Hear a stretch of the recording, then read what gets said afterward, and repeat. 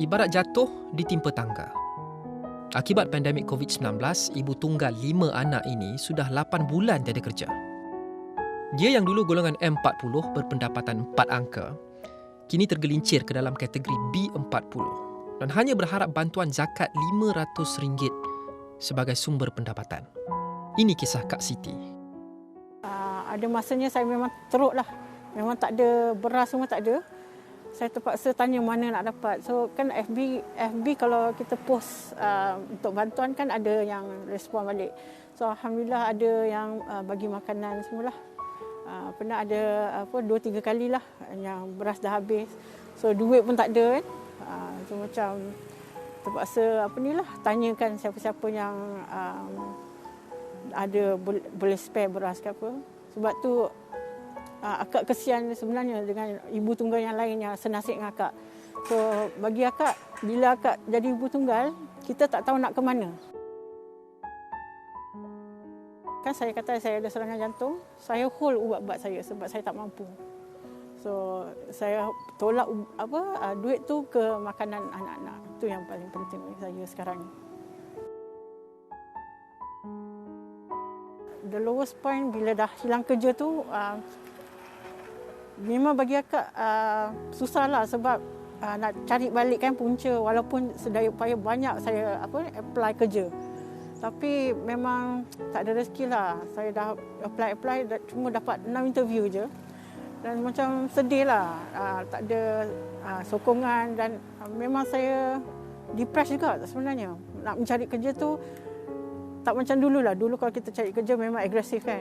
Ini macam dah depressed, kecewa, macam dah hilang semangat dah hilang dah. Anak-anak tak faham sebab dia orang kecil lagi kan. So macam kita nak maintain, nak sustain tu macam susah sikit.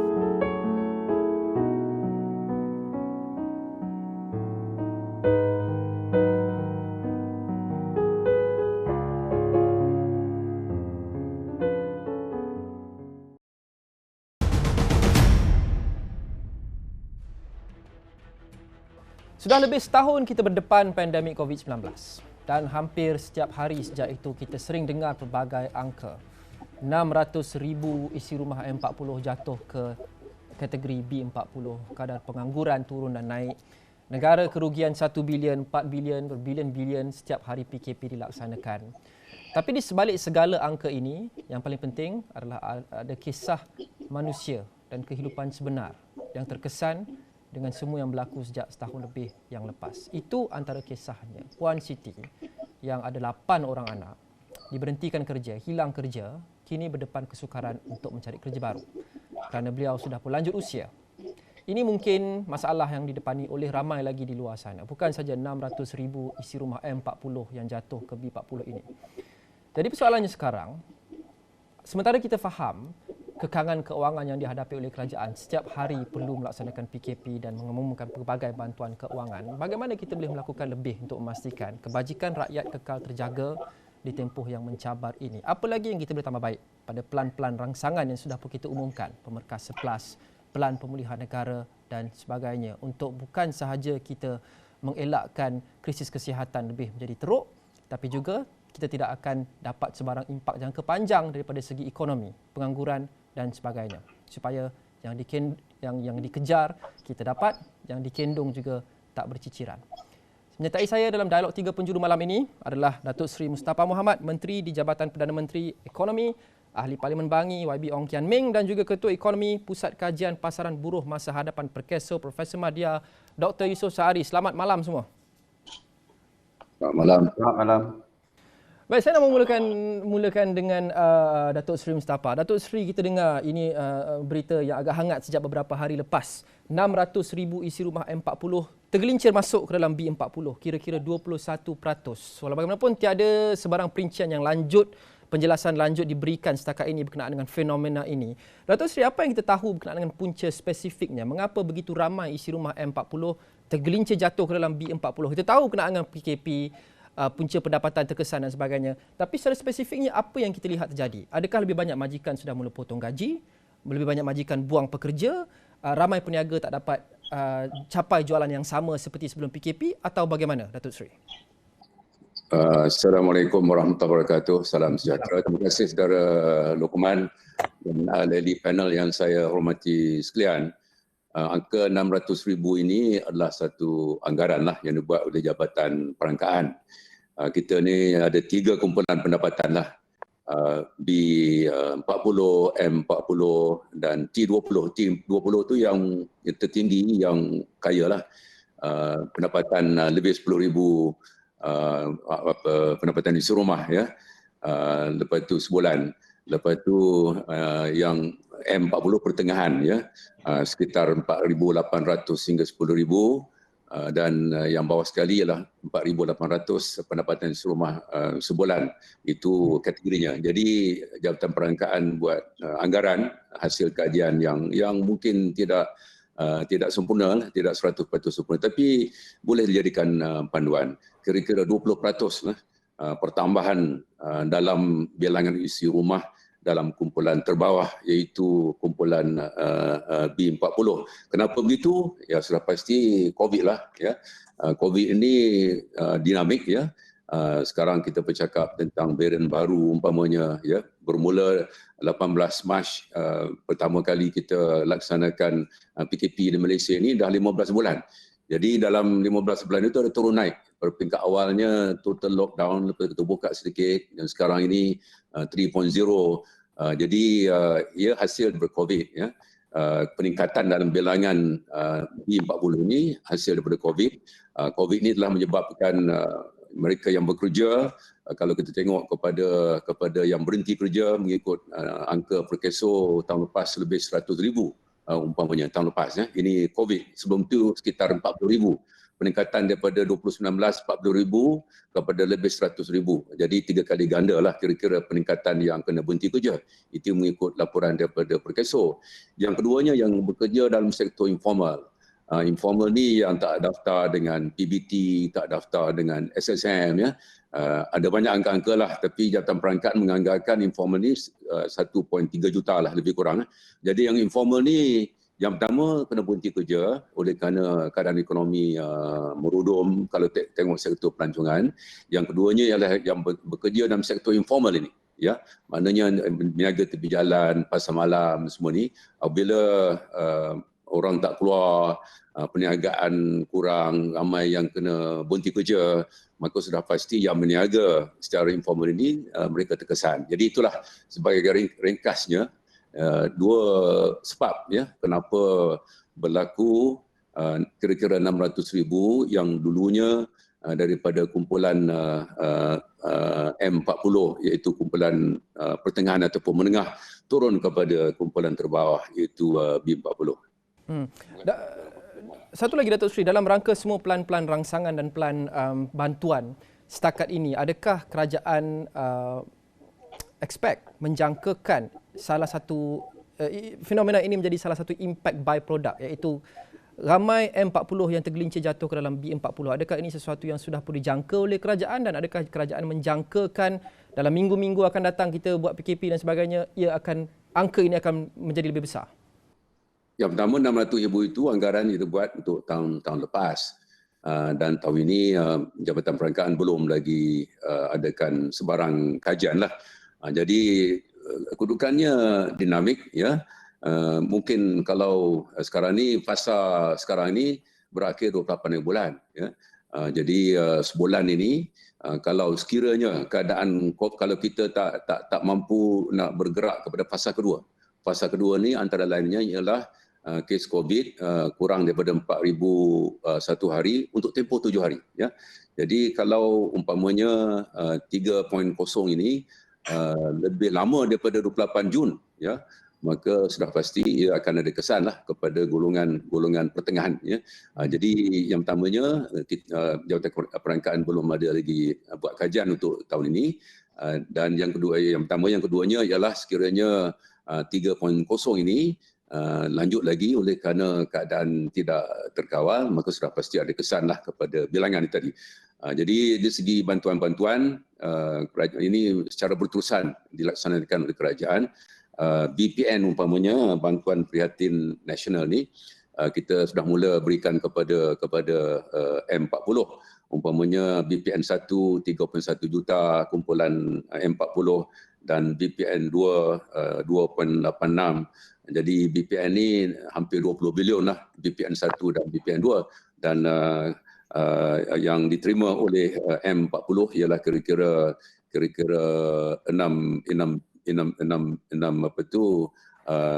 juta lah, 3 juta, 3 juta daripada, mana tadi kita kata 600,000 keluarga yang daripada M40 yang jatuh pada B40, tapi yang dapat bantuan daripada kerajaan ialah kira-kira 3 juta daripada kumpulan M40. BPR dan BPN antara pemberian yang kebanyakan golongan M40 layak untuk menerimanya, tapi kritikannya adalah pelan-pelan rangsangan dan pelan stimulus sebelum ini banyak terlampau berfokus kepada B40 sehingga menyisihkan M40. Saya akan bagi peluang untuk Datuk Seri menjawab kritikan itu, tapi saya mau pergi dulu ke Prof Yusof. Prof Yusof, kita lihat plan ini itu antara kritikan yang famous dalam kalangan awam, termasuk daripada belanjawan tempoh hari pun. Mereka mengatakan tak ada banyak, tak ada cukup untuk M40. Walaupun ada banyak untuk B40 itu bagus, tapi tak cukup untuk M40. Prof Yusof, melihat kepada perkembangan terbaru ini, lebih ramai M40 tergelincir masuk ke dalam B40. Bergerak ke hadapan, bagaimana kita melindungi M40 dengan lebih baik, bukan saja B40 dalam pelan-pelan ataupun dalam dasar akan datang, kerana mereka juga terkesan, bukan saja B40. Baik, terima kasih Luqman dan juga para panelis Datuk Seri Mustafa dan juga YB Dr. Ong. Soalannya menarik ya, Luqman. Kita mengetahui bahawa pandemik ini bersifat regresif. Maksudnya kat sini adalah golongan yang terkesan akibat pandemik inilah mereka yang berpendapatan pertengahan dan juga apatah lagi yang bawahan. Dan kalau kita lihat statistik daripada yang dicerap oleh pihak Perkesos ini pun menunjukkan bahawa pada 2020 yang lepas, kebanyakan mereka yang terkesan dan menerima kehilangan pekerjaan adalah mereka yang mempunyai pendapatan 2,000 ke atas ya, terutamanya mereka yang golongan kita panggil yang skill workers lah, terutamanya golongan profesional. Kerana kalau kita lihat data LOE pun ataupun loss of employment dari Perkesos ni pun pada sukuan yang sukuan pertama 2021 ini pun mereka juga masih menjadi golongan yang terkesan ya, sebanyak 62% lebih kurang LOE ataupun kehilangan pekerjaan tu terdiri daripada mereka yang golongan pertengahan. Okey, bergerak ke hadapan, kita mengetahui bahawa banyak pakej-pakej tertentu yang dilaksanakan oleh kerajaan ya. Kalau yang boleh saya panggil bahawa pakej automatic stabilizer ataupun stabil automatik seperti upah subsidi dan juga moratorium ya, itu sangat-sangat berkesan. Tetapi kita perlu faham bahawa strategi ini ada titik butanya, iaitu blind spot, yang saya kira pengalaman semasa 2020 ataupun tahun lepas cukup memberi pengajaran kepada kita untuk bergerak ke hadapan untuk menangani ataupun melihat pada blind spot ini. Saya bagi dua contoh ya. Kalau kes moratorium contohnya, terutamanya golongan B40 dan M40, bagi mereka yang menyewa rumah ya, mungkin mereka tidak mendapat manfaat tersebut kerana penyewa satu mungkin tidak mendapat moratorium itu, ataupun jika penyewa atau pemilik rumah berkenaan mendapat moratorium, mungkin dia tidak salurkan, tak sampai kepada pihak penyewa. Jadi pihak penyewa masih lagi perlu membayar kepada sewaan tersebut. Itu satu contoh. Contoh yang kedua, ini banyak juga kes yang berlaku ya, yang mana upah subsidi hanya terkesan kepada mereka yang kehilangan pekerjaan, dibuang pekerjaan. Tapi bagi mereka yang diberi cuti rehat, yang mereka diberi gaji hanya 500 sebulan ataupun 250 sebulan, mereka ini tidak mendapat manfaat tersebut. Jadi ini ada dua contoh yang saya kira kita bergerak ke hadapan untuk kita pantau bagaimanakah, apakah yang boleh dibantu mereka ini. Kerana kita tahu bahawa kalau kita lihat pelan pemulihan negara ini jangka masanya masih panjang ya, dan kita tak mahu mereka ini terus terkesan akibat daripada sekatan-sekatan yang berlaku. Dan kalau kita lihat pula dari segi bantuannya pula, kita lihat bahawa pihak kerajaan juga bagi pandangan saya menghadapi kesukaran untuk sampai ke bawah sana. Walaupun contohnya Jabatan Perangkaan membuat kajian pada tahun lepas 600,000 isi rumah telah tergelincir kepada B40, tapi untuk sasaran yang lebih dekat, mengetahui siapakah mereka, itu tidak boleh diberi, kita tidak ada, kurang maklumat tersebut. Penting kat sini kita nak ketahui siapakah mereka, kerana seperti yang Datuk Seri maklumkan tadi, keadaan sekarang sangat dinamik. Maknanya pergerakan hari ke hari itu akan berlaku, ada yang tergelincir, ada yang akan kedudukan mereka bertambah baik, dan ini sangat dinamik. Jadi kita perlu ada satu keadaan yang mana kita boleh mengetahui siapakah mereka dan supaya kita ambil pendekatan yang cepat di sini, Luqman. Dan saya sama, saya melihat kekangan lagi adalah dari segi bantuannya adalah juga bukan saja pekerja ataupun majikan atau industri yang menghadapi sekatan. Saya kira ramai yang bersetuju nak salurkan bantuan juga ada sekatan. Kerana kita tak boleh untuk pergi kepada mereka yang isi rumah yang berada di flat, berada di kondominium. Kita tak sampai kepada mereka disebabkan oleh sekatan-sekatan tertentu ya. Dalam masa yang sama, kalau kita lihat kerajaan begitu proaktif dalam untuk mempercepatkan proses vaksinasi, sampai kita lihat dia pergi kepada perumahan-perumahan, flat-flat tertentu. Tapi kalau lebih baik kalau bagi saya, semasa misi tersebut, kita selitkanlah seorang pegawai ekonomi ataupun pemantau ekonomi, keadaan ekonomi, apakah yang berlaku sebenarnya di flat tersebut, apakah yang berlaku sebenarnya di kondominium tersebut. Kerana Luqman, kita bukan nak kata rakyat tidak ada usaha, bukan rakyat malas, tetapi untuk kalau dia hilang pekerjaan, kalau dia nak cari kerja lain, dia tak boleh nak bergerak. Ini semua masalah dia. Ini kekangan yang memerlukan bantuan yang cepat dan bantuan yang sampai kepada sasaran. Okay. Itu antara poin yang menarik yang membawa saya kepada soalan seterusnya. Saya nak pergi ke YB Ong Kian Ming sebelum saya kembali kepada Datuk Seri Mustafa. YB Ong Kian Ming antara yang sering menyuarakan pendapat di media sosial berkenaan dengan polisi-polisi kerajaan dan memberi cadangan dan sebagainya. Moratorium saya nak sentuh sikit tapi itu tak tepi dulu berkenaan dengan apa yang Prof Yusof sebut sebentar tadi berkenaan dengan krisis pengangguran, youth unemployment, kehilangan kerja dan sebagainya. Montaj yang kita mainkan, video yang kita mainkan awal tadi berkenaan dengan seorang pekerja M40. Saya rasa anak 8 orang hilang kerja, susah untuk mendapat kerja baru kerana ekonomi mencabar, kerana sudah lanjut usia, tak ada majikan yang mahu ambil. Bagaimana kita boleh melatih semula dan menempatkan semula, retrain and replace. Selain daripada semua bantuan keuangan one-off yang kita berikan yang akan habis, kita retrain kerana ada banyak sektor yang membuang pekerja, betul. Ada juga banyak sektor yang masih lagi memerlukan pekerja. Jadi kumpulan modal insan, semua manusia yang terapung-apung ini sudah hilang kerja dan susah cari kerja, kita boleh tempatkan mereka kembali ke situ untuk cari win-win situation. Mereka boleh dapat kerja, boleh dapat pendapatan, industri yang memerlukan pekerja, frontline industri dan sebagainya masih lagi boleh mengambil pekerja baru. Bagaimana kita boleh retrain dan replace dengan lebih baik, mencari penyelesaian yang lebih jangka panjang berbanding pemberian one-off, YB? Ya, Luqman, terima kasih atas soalan itu kepada Datuk Seri Mustafa dan juga Prof Muhammad Yusof. Salam sejahtera. Tadi Luqman telah mengemukakan satu soalan yang menarik dan saya nak rujuk kepada contoh yang diberikan tadi, One City ya. Kebetulan pagi ini saya ada WhatsApp kepada beliau kerana seorang producer telah memberi nombor beliau kepada saya. Dan beliau sekarang tinggal di Petaling Jaya di Seksyen 51. Dan gaji beliau sebelum hilang kerja tu memang lebih daripada RM5,000. Beliau adalah diploma holder daripada UiTM dan ada 5 orang ibu tunggal, bukan 8 kalau tak silap. 5 orang. Ya, jadi masalah beliau ialah kerana dia tak ada transport, jadi susah nak pergi ke tempat jauh seperti di Bandar Baru Bangi. Kalau saya nak cari kerja untuk dia di Bangi pun susah. Tapi kebetulan oleh kerana sebelum ni saya telah menyuarakan pendapat saya dan juga memberi tawaran lah untuk sesiapa yang ada isu dalam isu ataupun masalah dalam perniagaan, mereka boleh hubungi saya. Ada seorang peniaga, ada seorang pengusahawan yang hubungi saya yang dia kata he is looking for procurement officer ataupun logistics officer.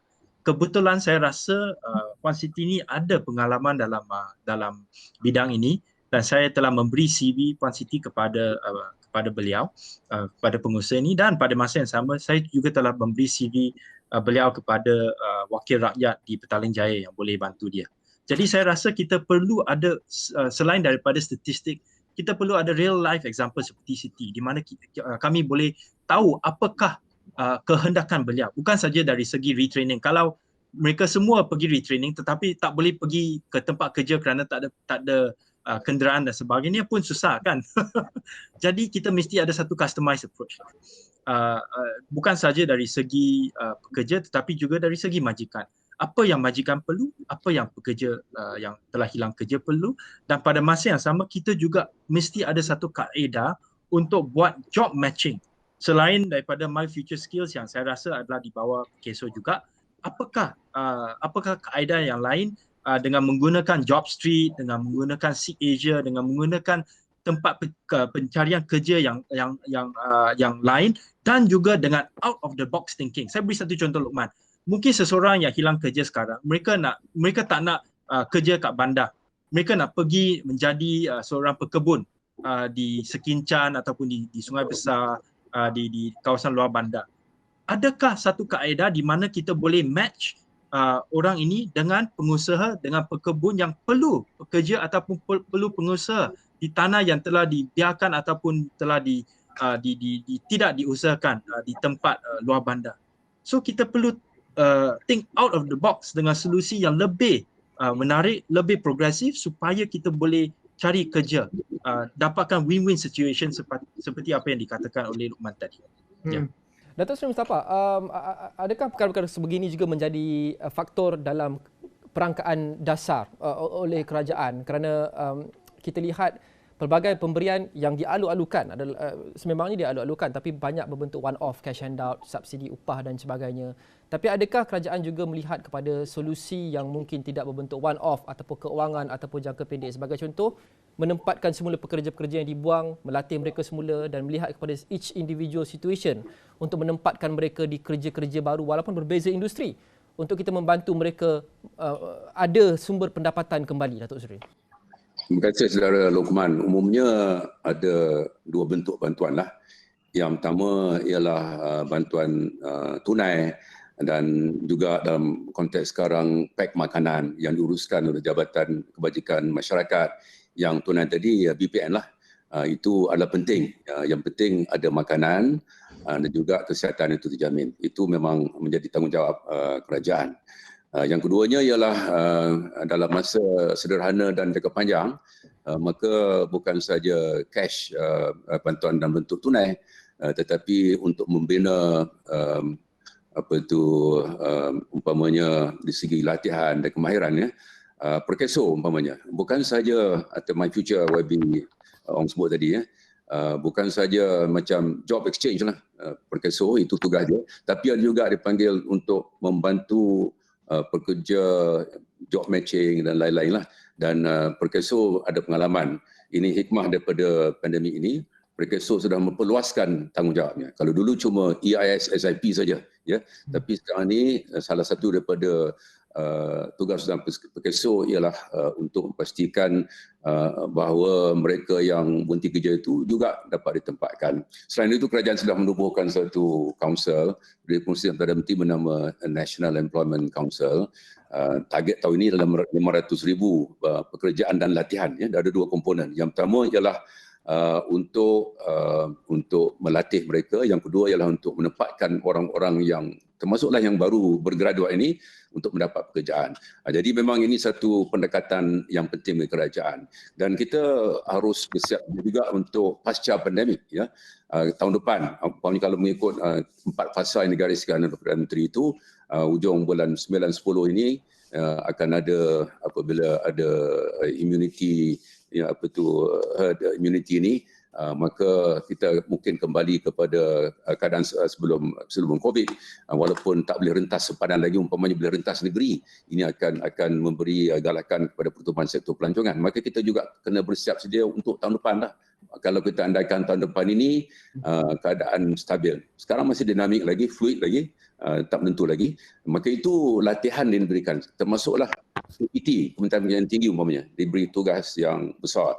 Koridor-koridor, ya, kita ada di Sabah Sarawak, ada koridor, kita ada di Iskandar, kita ada Timur, ada Utara, ada peruntukan disalurkan secara langsung kepada mereka untuk membolehkan latihan diberikan kepada mereka yang memerlukan pekerjaan. Okey. Terima kasih. Kita akan kembali bersama dengan Menteri di Jabatan Perdana Menteri Ekonomi Datuk Seri Mustafa Mohamed, Ahli Parlimen Bangi Ong Kian Ming dan juga Ketua Ekonomi Pusat Kajian Pasaran Buruh Masa Hadapan Perkeso Profesor Madya Dr. Yusof Saari. Banyak lagi kita nak bincangkan selepas ini, termasuk adakah perlu moratorium diluaskan lagi untuk meliputi kebanyakan golongan M40 yang jelas terkesan juga dengan PKP, bukan sahaja B40. Itu selepas ini, jangan ke mana-mana.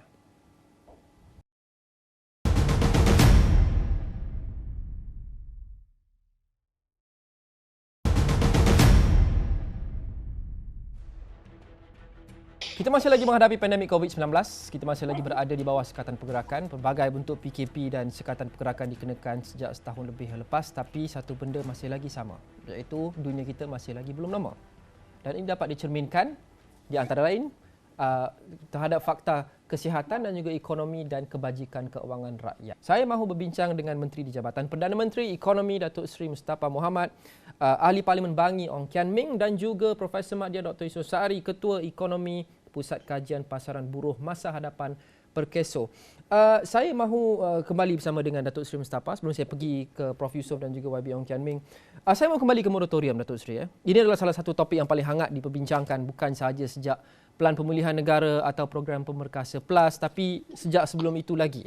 Dan antara kritikan utamanya adalah moratorium ini tak cukup meluas. Setakat yang pelan yang paling baru, mereka yang layak untuk menerima moratorium adalah golongan B40, golongan yang hilang kerja, pemandu bas, teksi dan e-hailing antara lain. Tapi ramai juga seperti yang kita dah bincang sebentar tadi, golongan M40 yang terkesan. Sebagai contoh, kru penerbangan. Ada yang sehingga basic income mereka, gaji basic mereka hanya 200.5 sebulan. Tapi mereka tak hilang kerja, jadi mereka tak layak terima moratorium. Adakah moratorium sekarang ini, dalam keadaan sekarang ini, cukup untuk betul-betul membantu semua yang memerlukan, Datuk Seri? Akhir-akhir ini, perkara ini dibahaskan dan sudah pun ada respon daripada Yang Amat Menteri Kewangan, juga Presiden Persatuan Bank Malaysia. Kita tak payah ulanglah apa yang disebut oleh Yang Amat Menteri Kewangan, juga Presiden Persatuan Bank. Tapi umumnya kerajaan mendengar. Ya, saya, antara tugas saya ialah Sekretariat kepada Majlis Tindakan Ekonomi. Dr. Yusof pun pernah buat tugas ini di bawah Profesor Tan Sri Azlan. Jadi dia pun faham. Jadi kita memang banyak ada engagement lah. Bukan saya sajalah, ramai pihak. Jadi kita mendengar dan seperti dah disebutkan oleh Yang Amat Menteri Kewangan, ya, sudah pasti dulu saya akuilah apabila diumumkan Pelan Pemulihan Negara itu ditumpu kepada 4 fasa, ada 3 ambang. Yang pertama berkaitan dengan kes COVID positif, yang kedua ICU, yang ketiga ialah peratusan vaksinasi. Ramai daripada engagement yang kita ada, ramai yang mengharapkan bantuanlah, sama ada BPN ataupun moratorium ni, harapan terlalu tinggi. Jadi sekarang ini saya nak maklumkan bahawa sudah pun diumumkan bahawa kerajaan sudah pasti akan melihat ini semua. Jadi yang pertama saya nak maklumkan bahawa memang kita dengar dan kita sampaikan kepada semua pihak yang bertanggungjawab tentang moratorium, tentang SOP, perlunya bantuan sebulan tak cukup, program subsidi upah, perlunya sektor pelancongan diberi perhatian lebih. Ya, ini semua maklum balas sedang dikumpul oleh kerajaan. Jadi kita tunggulah, ya. Datuk Seri, kenapa tak nak jemput saya untuk sebagai seorang ahli ataupun panelis ataupun konsultan kepada Majlis Tindakan Ekonomi? Kerana saya kalau tak silap, Perdana Menteri pun kata mungkin nak jemput wakil dari pembangkang untuk jadi memberi pendapatan ataupun menjadi ahli. Kenapa? Saya rasa saya ada sedikit kelayakan lah. Kenapa tak boleh? YB ni kawan lama juga, ya. Ada saya. Boleh tak ada masalah, ya. Boleh minum kopi tak ada masalah. Macam minum kopi. Okey, Datuk Seri, kita menghargai kerajaan mengumpul maklum balas dan akan melihat kepada perkara ini, betul. Tapi mengapa kerajaan tidak memaksa? Saya akan menggunakan perkataan memaksa. Mengapa kerajaan tidak boleh memaksa bank yang untung masih lagi berbilion walaupun dalam zaman PKP untuk memberikan moratorium yang lebih menyeluruh kepada rakyat? Ia mungkin tak beri kesan kepada keuangan kerajaan yang terkesan adalah keuangan bank itu pun cash flow dan bukan loan itu tidak dibayar tapi hanya dibayar lambat. Dan mereka masih lagi mempunyai kapasiti keuangan yang agak besar dan mampu untuk memberikan moratorium. Jadi kenapa kerajaan tidak lebih tegas kepada bank? Saya jawab ringkaslah. Tujuan petang ni adalah malam ni untuk membalas daripada ahli pandai yang lain. Saya jawab ringkas apa yang kita dengar daripada Yang Hormat saudara Ong dan juga Dr. Yusof. Yang pertamanya seperti telah dimaklumkan, bank dia kena bayar deposit. Kalau kita simpan duit dalam bank kena bayar tu bunga ke hibah ke, dan bank juga kadang-kadang pinjam wang, ya. Satu deposit yang dia pinjam juga wang dia perlu bayar. Jadi dia kata dia kena bayar, dia ni tak bayar. Jadi itu yang pertama. Yang keduanya mengikut orang ahli-ahli bank ni, banker, mereka menyatakan bahawa pulangannya amat kecil berbanding dengan pelaburan dalam sektor lain. Jadi kalau moratorium lama-lama dan blanket ataupun automatik, maka ini akan menjejaskan pulangan. Itu penjelasan diberi oleh bank. Jadi saya ada sini untuk dengar malam ni, untuk dengar pandangan. Itulah dua penjelasan. Okay. Dr. Sri, tapi untuk bank tu mereka kata mesti bayar bunga, deposit dan sebagainya. Itu accounting treatment. Seperti apa yang dikatakan oleh Luqman tadi, saudara Luqman tadi, ini tak moratorium tak bermaksud bank akan rugi, tetapi mereka menundakan bayaran pinjaman tu. So saya rasa penjelasan tu tak begitu sesuai lah. Saya rasa loan moratorium ni memang sepatutnya dibuatkan secara automatik. Kerana apa? Kerana walaupun ada sebahagian orang yang mungkin mereka automatik pada mulanya saya ingat mesti buat secara tersasar kepada mereka yang hilang kerja, hilang pendapatan dan sebagainya. Tetapi fikiran saya mula berubah kerana apabila saya tengok ada banyak kes di mana keluarga orang yang memang mampu untuk membayar pinjaman mereka, keluarga, anak, saudara dan sebagainya, mereka hilang kerja. Saya rasa sebahagian daripada moratorium ini yang diberikan kepada orang yang mampu untuk bayar pinjaman mereka boleh disalurkan secara volunteer lah, secara sukarelawan untuk membantu saudara mara, keluarga sebagainya yang memang ada desakan yang begitu tinggi. So I think loan moratorium ni secara automatik perlu dibuat, dilaksanakan semasa PKP. Okey, kerana itu kita ada satu panel yang diverse kerana kita ada wakil kerajaan, wakil pembangkang. Jadi saya mahu pergi kepada Prof Yusof yang saya rasa agak neutral kerana bukan kerajaan atau pembangkang. Sebelum kita beralih ke topik lain. Moratorium ni Prof Yusof, apa pendapat? Adakah kita patut dan boleh memaksa bank untuk berbuat lebih untuk bantu kerajaan, bantu rakyat? Kerana kerajaan sendiri pun ada kekangan keuangan. Jadi syarikat-syarikat swasta yang besar yang banyak duit seperti bank ini mungkin perlu lakukan lebih. Profesor Yusof. Baik, Luqman. Saya memang nak mengangkat tangan tadi sebab perdebatan antara Datuk Seri dengan YB tadi, saya nak ambil perspektif tengah saya pula. Jadi saya pukul Datuk Seri sikit, saya pukul YB sikit. Dan macam ni, dari segi perspektif, kalau saya melihat dari segi perspektif ekonomi, kalau saya percaya PKP ini adalah total lockdown 2.0, yang dulu 1.0. Jadi saya berjangkakan 2.0 ni akan ada moratorium yang automatik seperti mana 1.0 dulu, sebab dalam erti kata total lockdown. Tetapi ia tidak berlaku begitu. Saya cuba memahami juga, mungkin ada yang telah improve keadaannya, mungkin ada yang masih lagi di takut yang lama yang perlukan bantuan. Jadi saya cuba faham untuk mengadakan moratorium yang lebih bersasar. Tetapi bersasar itu pun sebenarnya kalau kita lihat tak bersasar ke mana juga, kerana seperti yang saya maklumkan tadi, titik buta tu masih wujud. Blind spot tadi masih wujud yang kita perlu tangani, kerana mereka daripada tahun lepas hingga tahun ini masih lagi tidak, bagi pandangan saya nampak tidak lagi masih lagi memerlukan dukungan dan sokongan kat situ. Jadi kalau nak memudahkan dari segi kos pentadbiran ekonomi ketika pandemik ini, wajar kalau moratorium itu diberi secara automatik kepada semua. Kerana ini juga akan mengurangkan kos pentadbiran pada kerajaan dan juga kepada pihak yang mendapat manfaat tersebut. Tetapi dalam masa yang sama kita haraplah, sebabnya PKP ni sampai kalau kita tengok fasa kedua sampai Ogos, kalau dapat moratorium tu diberi sampai Ogos pun saya rasa dah cukup baik, sangat baik.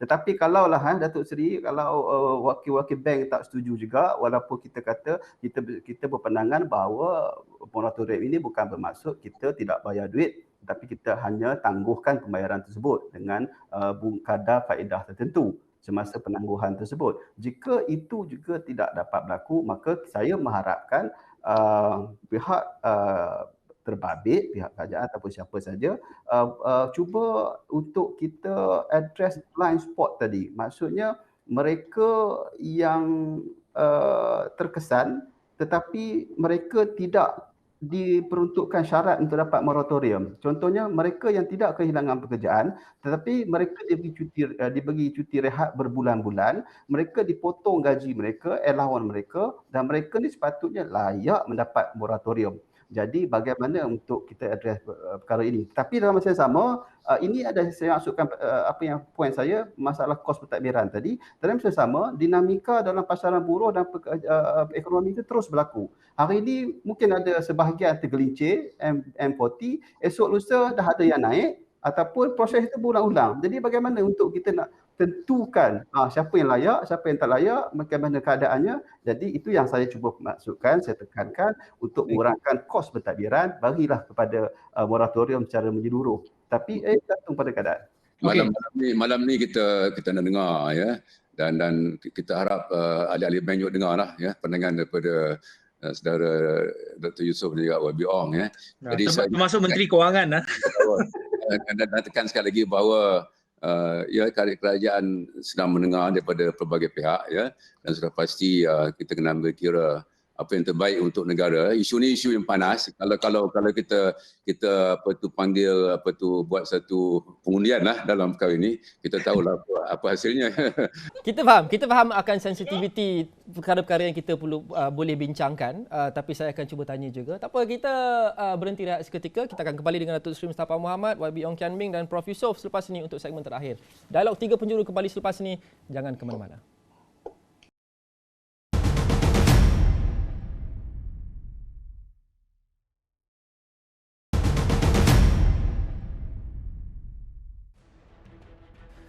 Anda masih bersama Dialog 3 Penjuru, saya Luqman Haris, dan kita ingin membincangkan pelbagai perkara khasnya berkenaan dengan berita terbaru bahawa golongan M40, semakin ramai golongan M40 tergelincir jatuh ke dalam kategori B40 kerana cabaran ekonomi akibat PKP dan juga COVID-19. Kerajaan telah mengumumkan pelbagai pelan dan dasar untuk cuba membantu rakyat mengharungi tempoh yang mencabar ini, tapi adakah kita boleh melakukan lebih untuk membantu lebih ramai rakyat, khasnya M40 dan bukan sahaja B40, untuk kita memastikan semua tidak akan keciciran.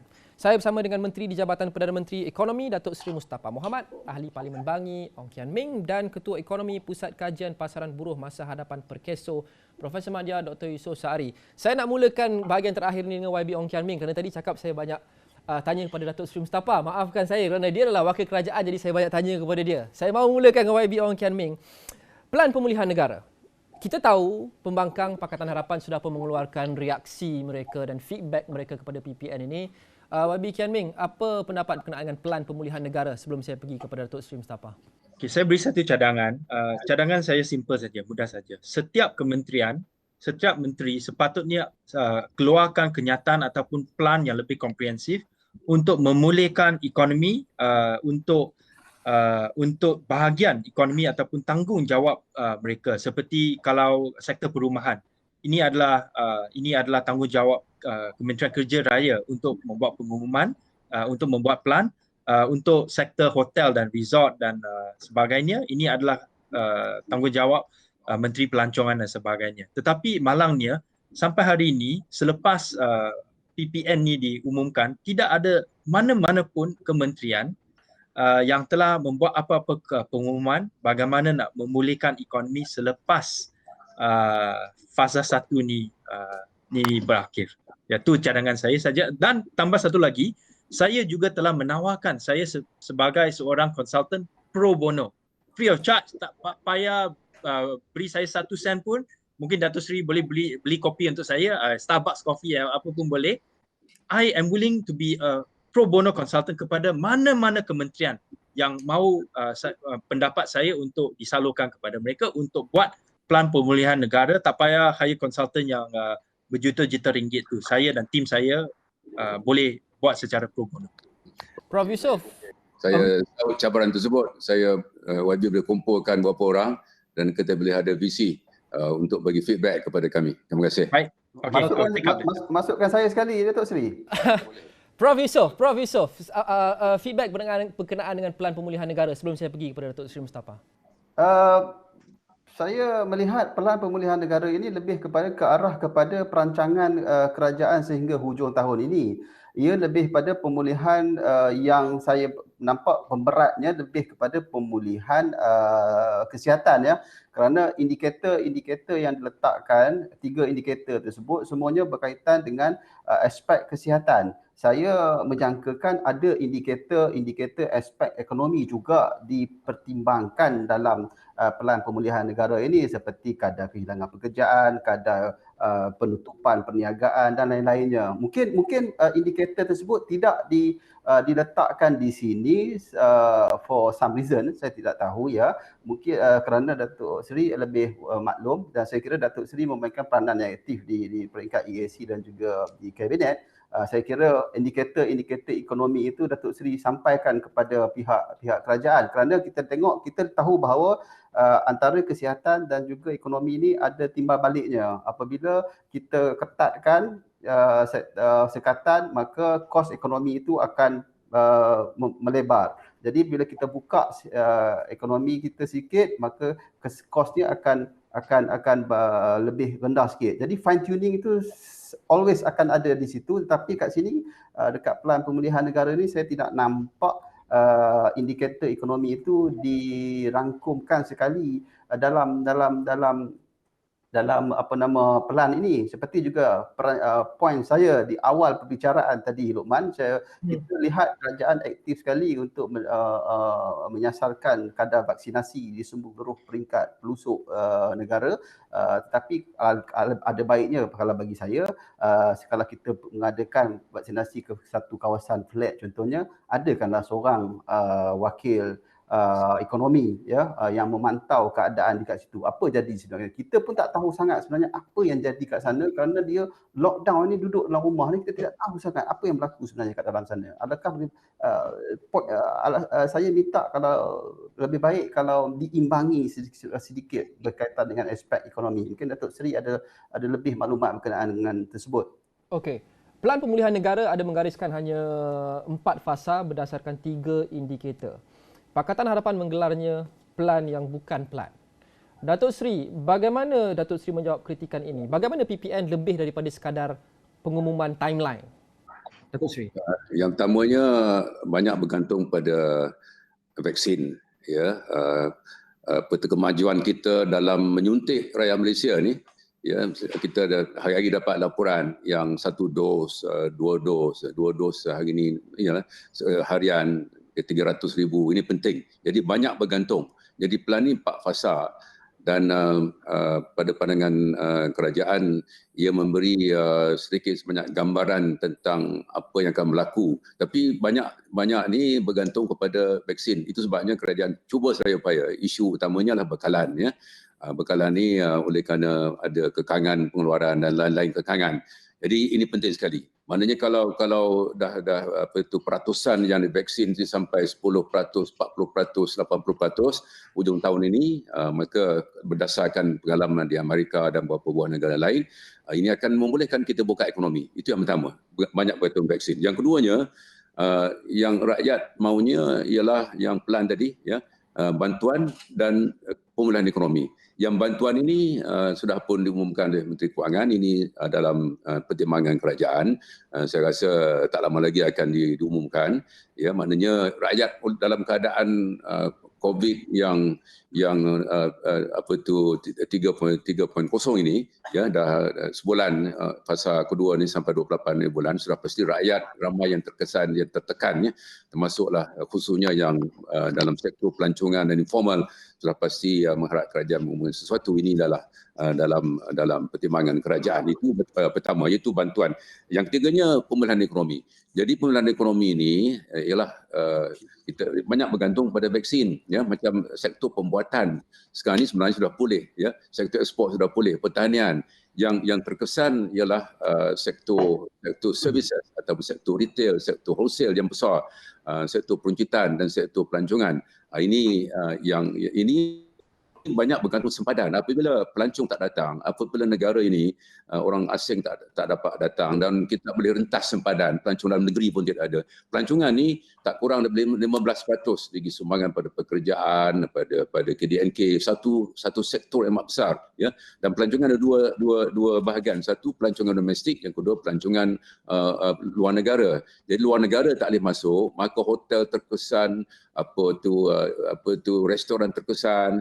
Ini masalahnya. Jadi yang penting kita nak segerakan vaksin, boleh buka umpamanya belentas negeri, maka sektor pelancongan akan dapat berkembang sedikit, dan tahun depan kalau dah boleh rentas sepadan, umpamanya sekarang sedang dibincangkan kalau dah 2 dos itu, mungkin ini akan membolehkan kita bergerak dengan lebih bebas lagi lah. Jadi itulah perancangan kerajaan untuk mempercepatkan vaksin. Yang keduanya ialah bantuan, ini sedang dalam pertimbangan kerajaan. Menteri Kawasan sudah sebut bantuan tambahan sedang dalam pertimbangan kerajaan, dan pemulihan ekonomi ini banyak bergantung pada vaksin. Dan insya-Allah kerajaan sudah pasti mempunyai perancangan, menteri-menteri berkenaan, ya, pelancongan, umpamanya sektor-sektor peruncitan dan lain-lain sedang memikirkan, sentiasa memikirkan. Tapi bila sempadan, nak rentas sempadan pun tak boleh, nak rentas negeri tak boleh, sempadan pun tutup. Sudah pasti ini memberi tekangan. Lokman, di sini saya nak puji Menteri Vaksinasi iaitu YB Khairy Jamaluddin. Beliau memang seorang yang kerja keras.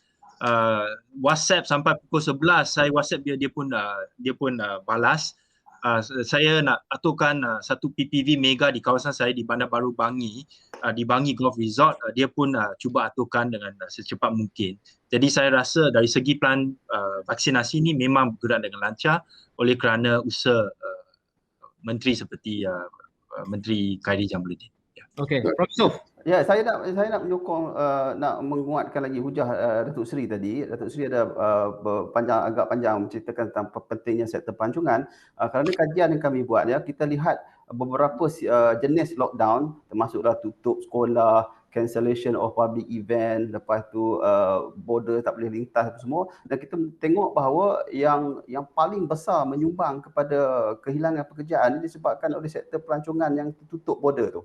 So ini sangat penting untuk kita lihat. Closure school tu tak ada impact sangat kepada kehilangan pekerjaan. Yang paling impact besar Johor dengan Singapura umpamanya, ya. Ya. Betapa terkesannya Johor apabila sempadan ditutup. Itu satu contoh yang cukup baiklah. Betapa pentingnya sektor pelancongan. Okey, Prof Yusof juga dah menggariskan tadi titik buta, blind spots berkenaan dengan apa yang Prof Yusof rasa kerajaan boleh tambah baik dengan semua pemberian dan bantuan yang diberikan setakat ini. Jadi saya dengar secara ringkas daripada YB Kian Ming. YB Kian Ming mengambil kira kekangan keuangan kerajaan hadapi sekarang.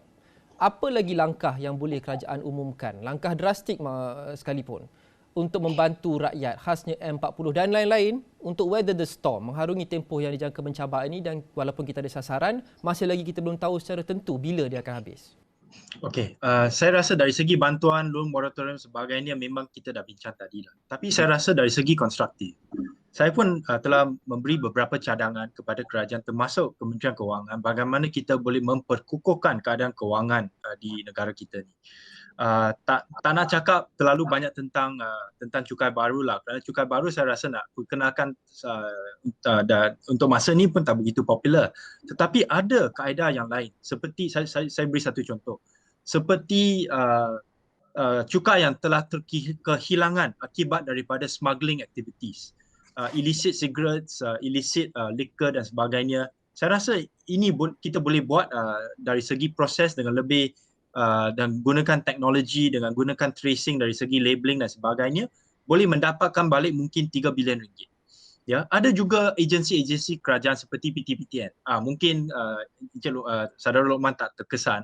Sekarang PTPTN dah ada loan moratorium lebih daripada 1 tahun. Ya, jadi mereka juga ada kekangan duit. Mereka akan pinjam dari pasaran untuk membayar interest ataupun bunga. Tetapi bayaran ini datang daripada mana? Kementerian Kewangan. Jadi saya pun telah membangkitkan satu cadangan. Kenapa tidak buat securitization untuk loan yang outstanding, terutamanya mereka yang belajar dan graduate daripada IPTS, kerana kadar pembayaran mereka lebih tinggi berbanding daripada mereka yang graduate daripada IPTA.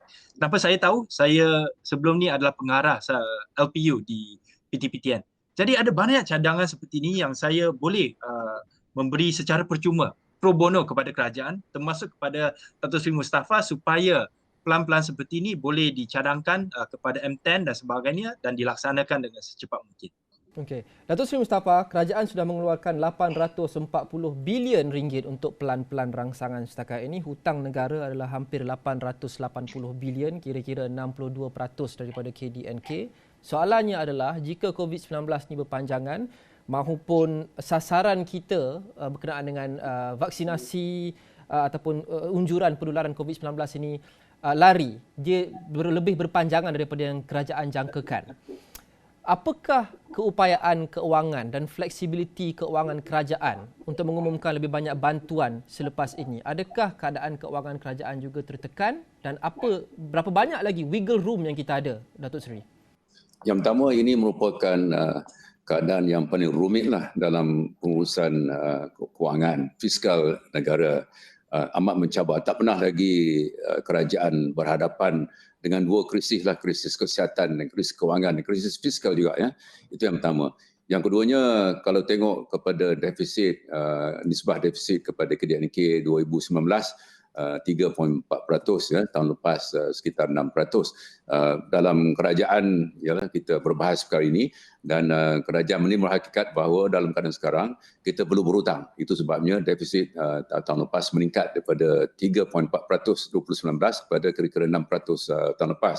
Itu falsafah kita, maknanya demi menjaga rakyat dan memastikan tahap kesihatan terjaga, maka kita sudah tambahkan hutang. Kita ada ketahapnya, ceilingnya 60% seperti mana yang kita sedia maklum. Jadi masalah utamanya dua. Yang pertamanya dari segi hasil, ya. Umpamanya cukai pendapatan, cukai SST, semuanya merudum, ya. Merosot puluhan bilion menurun dividen dari syarikat-syarikat kerajaan. Jadi satu sudut hasil merudum, satu sudut perbelanjaan bertambah. Kita terpaksa wujudkan COVID fund, ya, kita terpaksa belanja tak kurang 5 bilion untuk vaksin, dan 380 bilion 7 package itu umpamanya yang fiscal injection ataupun yang langsung dari kerajaan ialah 70 bilion, ya. 380 70 sebenarnya daripada 70 bilion daripada kerajaan. Jadi isunya sekarang, Lokman, sekiranya panjang lagi, ya. Sebelum ni pun tak sangka dah, kita ingat dah hampir selesai, ya. Datang balik COVID ni. Jadi kita berdoakan. Itu sebab saya kata penting untuk disegerakan proses vaksinasi. Bukan saja mega-mega PPV tadi, tapi program outreach yang sekarang ini sudah banyak, ratusan sudah diadakan. Jadi kerajaan begitu agresif. Yang penting sekarang ni kita kena pastikan bekalan vaksin. Jadi banyak bergantung kepada harapan kita dengan adanya fasa 134, dengan proses vaksinasi disegerakan, maka ini akan mengurangi kes-kes. Dengan itu kekangan ataupun tekanan kepada kerajaan akan berkurangan secara perlahan. Apapun adalah menjadi tanggungjawab kerajaan untuk memastikan nyawa rakyat Malaysia terpelihara, memastikan bahawa tidak ada rakyat Malaysia yang tak boleh makan. Oleh itu kerajaan akan buat apa sajalah untuk pastikan dua keperluan asas ini, iaitu kesihatan rakyat dan makanan untuk rakyat ini akan kita dapat. Datuk Seri, kadar vaksinasi dan juga kadar pendaftaran vaksin di Jeli bagaimana? Saya dengar Kelantan tu ada cabaran sikit lah. Tak ada masalah sekarang ni, oleh kerana kita mula-mula ni, saya dah pernah kata di tempat lain. Dulu orang-orang Kuala Lumpur marah orang Kelantan kerana 10,000 dah Mas Sejahtera dah dapat tarikh tak pergi. Sekarang ni dia dah terbalik dah. rakyat dah tak apa senang hati kerajaan kerana mereka mahu divaksinasikan dan kadang-kadang terpaksa dihadkan bilangan divaksinasi. Jadi kalau semasa dahulu memang ada sedikit masalah. Sekarang ni tak ada masalah. Apabila ditambah tempat saya di Jeli umpamanya YB sudah lebih 10 outreach program, ya, yang outreach tu sudah berjaya untuk meningkatkan kadar vaksinasi. Kalau kita rely bergantung kepada PPV saja di kampung khususnya, jadi PPV boleh membantu di Bangi dan tempat lain, tapi di kampung-kampung tidak membantu. Orang asli kita terpaksa pergi ke tempat masing-masing. Jadi saya nak tekan sekali lagi bahawa yang penting sekali ialah kadar vaksinasi, dan ini akan membantu untuk memulihkan ekonomi, dan ini sudah pasti akan mengurangkan tekanan kepada kerajaan, termasuklah tekanan fiskal dan kewangan. Okey, saya harap PPV di Bandar Baru Bangi itu akan direalisasikan. Senang untuk saya mendapat vaksin nanti. YB Kian Ming, terima kasih kerana mencuba. InsyaAllah ia akan terjadi. Terima kasih kepada anda. Terima kasih kepada Datuk Seri Mustafa Mohamed, Menteri di Jabatan Perdana Menteri Ekonomi, YB Ong Kian Ming, Ahli Parlimen Bangi, dan juga Profesor Madya Dr. Yusof Saari, Ketua Ekonomi Pusat Kajian Pasaran Buruh Masa Hadapan Perkeso. Terima kasih kepada anda yang menonton Dialog 3 Penjuru. Jumpa lagi di episod seterusnya. Assalamualaikum dan salam hormat.